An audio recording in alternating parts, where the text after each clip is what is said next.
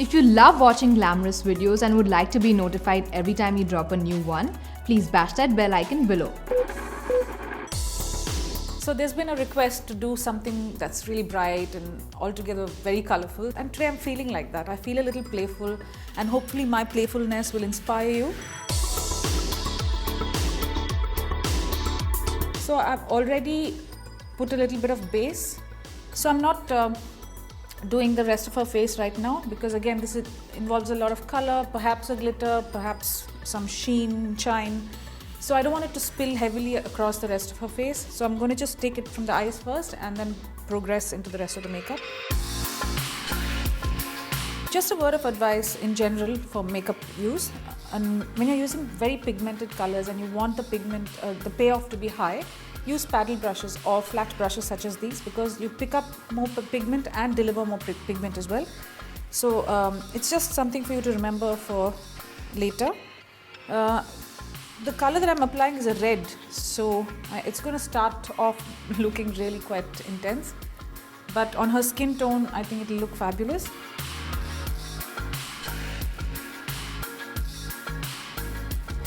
I'm switching into an orange now.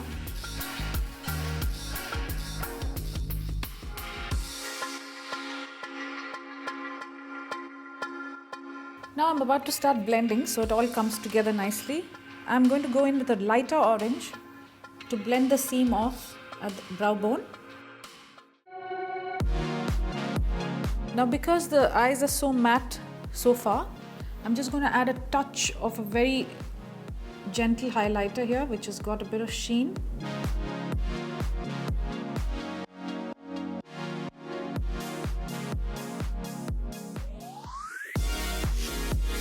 Now in order to provide a contrast, I'm actually going to do a really bold black eyeliner on the upper eye.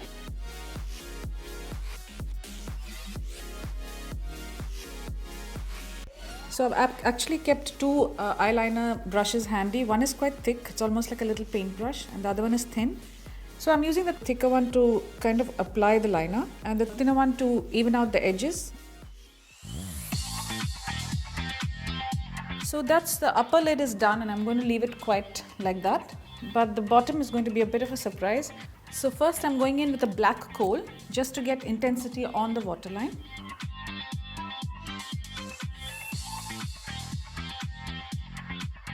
Using a smudging brush, I'm going to even delicately smudge the black, not heavily. I'm not making it a smoky eye, just to bring some color to the bottom.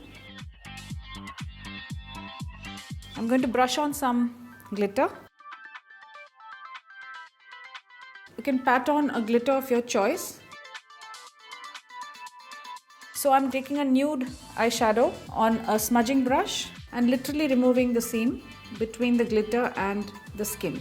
Going back in with my glitter.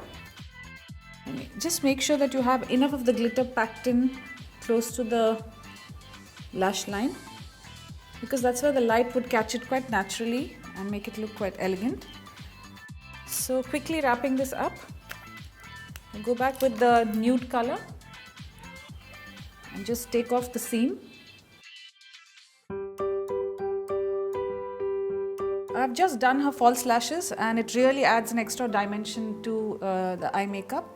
I'm just going to finish it off by kind of fusing the false lashes and the natural lashes. It's a bit dramatic, but I'm sure there will be occasions where you can pull off something like this.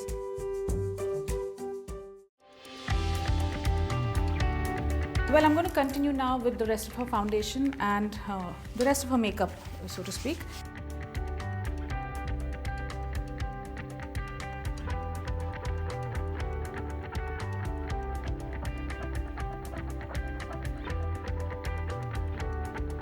I'm not going to powder this look very much because I want highlights to come through.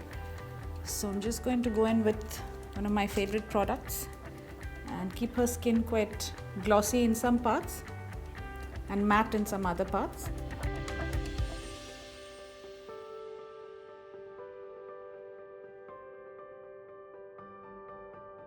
Just as a beautiful contrast to the shine, I'm going to do a matte contouring. Add a little bit of powder to take off any dullness. mainly on the T-zone area. So I'm keeping the areas that I've deliberately creamed up. I'm going to leave them like that, but the trick is to surround them with the powder so it jumps out of the face and looks more illuminated. Just before I get started on the lips, I would like to knock off some of the dullness around the mouth.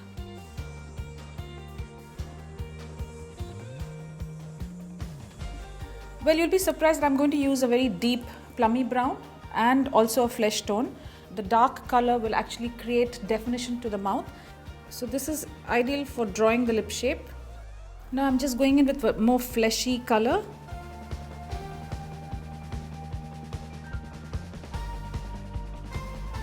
Then using a lip brush, I'm just going to blend the two before I apply a concealer.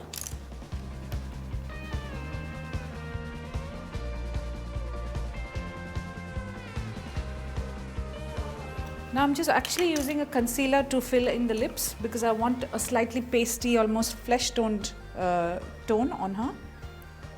So I'm going in the center of her lips and just literally spreading the color outwards while retaining the contour that I earlier created.